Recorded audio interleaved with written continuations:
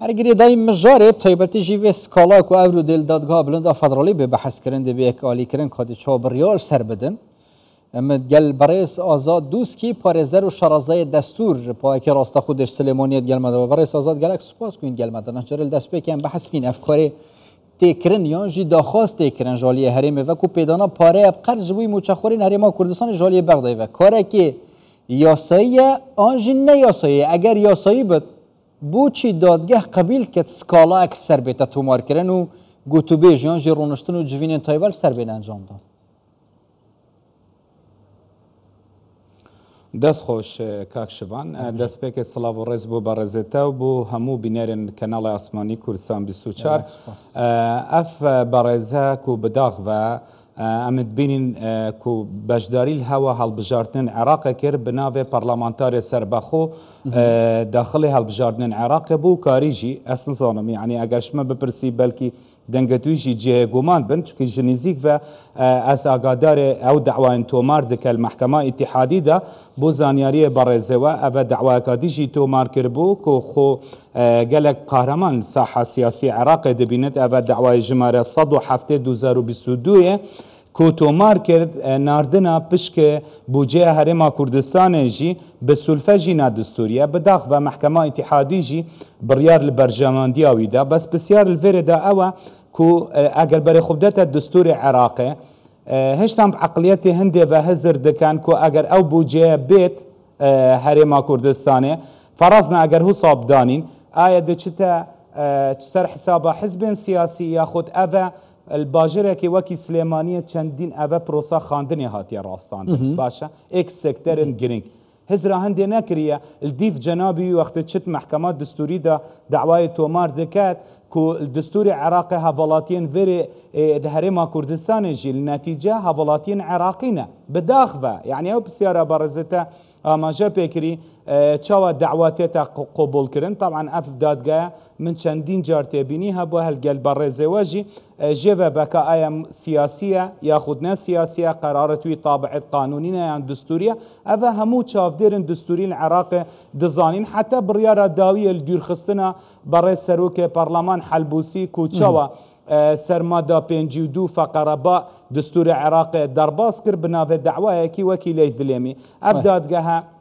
كاكشفان يعني محاكم الدستوريين عراق ياخذ همو جيهان دا محاكم الدستوري ياخذ محاكم اتحادي فيت رولا كم ما ظنها بيتا بشك جتشار سركردنا كيشان نك بيتا بشك جه کردنا کشان ازد بینم اف پرزگریکن کو تایبت نفبر حکومت حرم کردستان بغداد هی باشه اوه قانون موازنه عراق بجماره 13 2023 بو 24 بو 25 موازنه تدهاتیه تثبیت کرد اوه پیامنر برزه و جی بریانها آماجه پیکری کو راپوره که برزه و دا کو افرو جوینه که نفبر شاند حکومت حرم کردستان دگل شاند حکومت اتحادی بغداد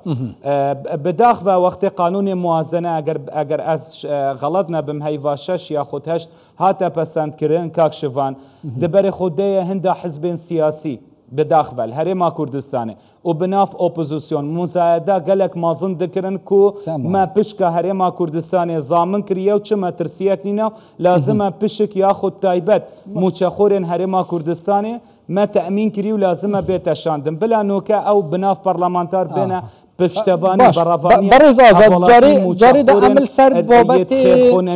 اسکالا بمینین و جوینا دادگه دویت ام پیشبینی خرابترین روش بکن چونکه مادام قبیل کری اسکالا هبد دیار رنگا بیتا قبیل کرن او پارا جینه تشاندم تایبتی جیب قرص کدنه هرما کردستان جبوی مچخوران اگر ها تو ریگری لیکرن بریاره که دادگه و که چاو بریاره دجی هرما کردستان و سنه آنجیهاتی نداین جالی دادگاه بلند فدرالی و هرما کردستان حکومت ده چه کار تک هبد اجالیه یاسایی و دستوری ول برانبری بریاره که حصاف کار بیند دست خوش من فيها استوي مناف ناورو كيكاك شفان البابة دا يعني اف مصطفى سنة طبيعي كو اف دعواية افرو تومار كري أفا عريزة دعوائي الدف من هيا طبعا بجمارة 228 اتحادي 2023 تومار كري بري هنگه طول ناف محكمة اتحادي دا الديف قانون جمارة 6 2005 یه هموار کری که قانون محکمه اتحادیه به 25 2021 والدیف نظام داخلی وی محکمه جماره 1 2021 باشه دعوات تا تومار کرن الديف نظام داخلي دا وقتی اف دعوات تومار كري اف برلمانتاره دا خاص امر ولايي كر كو بو قضايا مستعجل دا خاص كر اصلا محكمه اتحادي باوايه كلس قرارك امرك ولايي دركت كو او 700 مليار مهانتنا شاندن باشا راب وسنت حتى وكو اف دعوه بيتا حسم كرن طبعا خوشبختانه محكمه اتحادي داخازياوي كو امر ولائي دربك رد كر باشا وقت الرد كري طبعا الديف قانون مرافعات عراقي الماده 213 والماده 240 تدشي افا ابد قانوني بنتيد جهن كو قضايا مستعجل تشيا مادام محكمه اتحاديه سر قانون مرافعات نافذات شيتن مثلا هر كسك بري دعوه تومار دا خاص كد كو محكمه قرارك لس درخت بري حسم بونا دعوه طبعا خوشبختانه افا دجاتي بتايبت يعني تشاو بيجي بو برلمانتار بس او بيت دجاتي هرما كردستان بك من اماجه بكر كو دعوه جماره صدو حفت البرجوان دياوي درشو قصد من الفيرداتشيا افرو داد بينيا بديتنا من الديف صلاحياته كما دستور عراقي ماده نوتو سي نوتو 4 هروسا ماده سي قانون محكمه اتحادي ونظام داخلياوي اف دادگاه تايبت من نينا ببرسكي وكي جريداي بقرز و بجي دعوى البرجوانديه مصطفى سند حسن بكتن چونك محكمه اتحادي باش تيجيشتيا كو هرما كردستاني اف 700 مليون برس آزاد يعني چونكي بابا تكي ياسايم يعني قال لك يكيرا لي از من حست كر يعني بكرتيش تور بگرم چه کار تک دستی هریمی دا اگر ها تو بریارک ها تداین جالی دادگاه بلند فدرالی ول دجی هریمی پیدانا قرضی جالی حکومت ناوندی و کرتی كاك شفان دست خوش بداخوة قانون موازنة نوكا كوتين سياسيا كرت وقت قانون موازنة الهيفا هشت يا خشش 2023 مديد هر حزبك سياسي بداخوة ناف مالا سياسية كرت يك ريز نبوش برهندي اوه قانون موازنه ماده 13 و 14 حسا در باز بخو اگر ناف مالا سیاسیه کرد یک ریز باید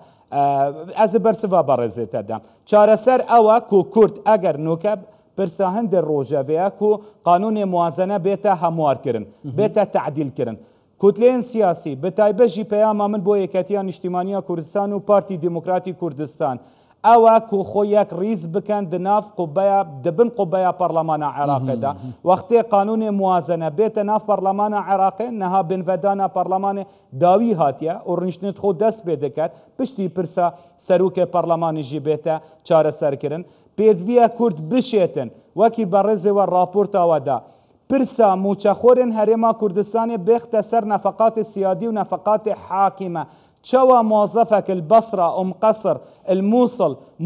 موچا بوان ديتا صرف كرن بيدفيا الهرما كردستان جي بشكا بوجيا موچا خوران بيتا صرف كرن بس بداخفة اگر قوي خوب دانا نمونين وكي مصطفى سند وكتلين سياسيين دنجي خدير خنجفي عقلية سياسية برتسك كو هفلاتين فيريجي نتيجة هفلاتين عراقينا والديف مادة 121 دستوري بله قال لك سپاس برای آزاد دوسکی پارێزەر و شەڕەزای دەستور هیچ سلێمانیت گەلمەدەبوون سپاس بووە